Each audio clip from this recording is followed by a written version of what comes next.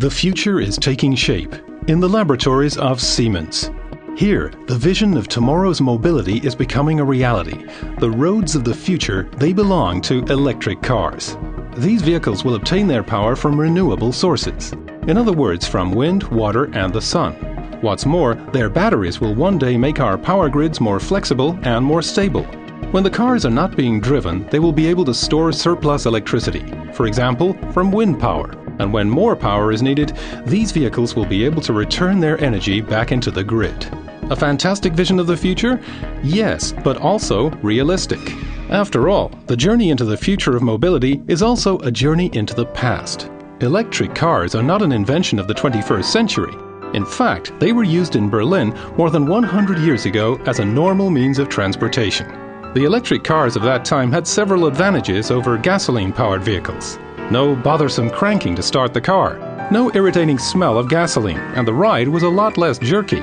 Traveling at up to 30 kilometers an hour, the electric cars glided almost silently down the boulevards as hotel taxis, for example, and through side streets as delivery vehicles. Professor Wilfried Feldenkirchen of the University of Erlangen-Nuremberg has carefully researched the history of the automobile during this era.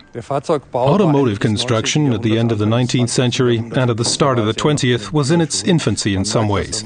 You notice that when you look at cars from that time, they're all clearly based on coaches. Back then, there was a three-way conflict between steam-powered cars, combustion engine cars, and electric cars. The electric cars were silent, they were fast, and in the cities they didn't have to travel any great distances.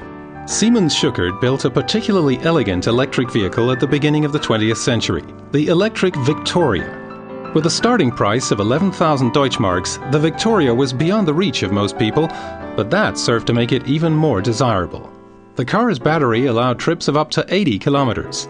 Cross-country journeys were, however, not recommended, since filling up on electricity was usually only possible in the big city.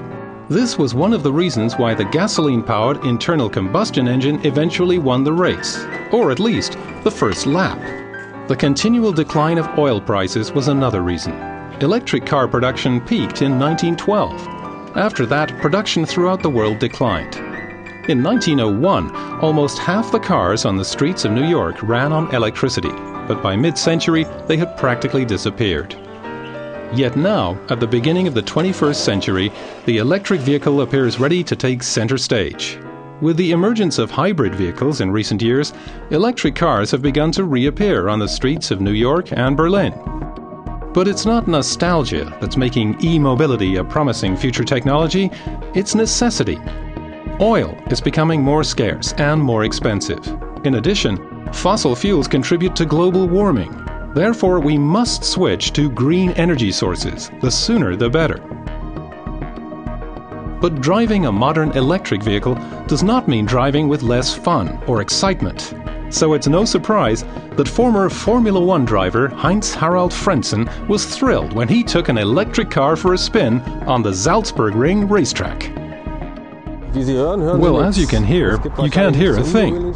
There's probably nothing more unusual than a Porsche without an engine sound. And that's what's so unusual about this car. The advantage of the electric motor is that it has a huge amount of torque. That's why you don't really need any gears. That's to say, you're traveling in just one gear from 0 to 250 or 300. The technology behind e-mobility has come a long way during the past 100 years. Today's batteries can store more energy and be recharged more quickly. Drive systems have also become more efficient. In pilot projects such as the Edison project on the Danish island of Bornholm, engineers are working to make the vision of e-mobility a reality for everyone. One thing is clear. We were able to build electric cars 100 years ago, and we can build them today. The real challenge to making e-mobility viable is to build efficient, flexible, and intelligent infrastructure. This includes technologies for refilling electric vehicles quickly and power grids that permit recharging in parking garages and at home, also in rural areas. Siemens has the capabilities to bring this infrastructure to life. Everything from power generation with renewable energy sources to technologies like the smart grid to drivetrains for electric vehicles. In fact, Siemens is the only company in the world that covers the entire e-mobility process chain. However, the key to transforming this vision into reality is cooperation. That's why the automotive and green tech industries have to work together. By providing innovative technologies, Siemens is helping to build the necessary bridges.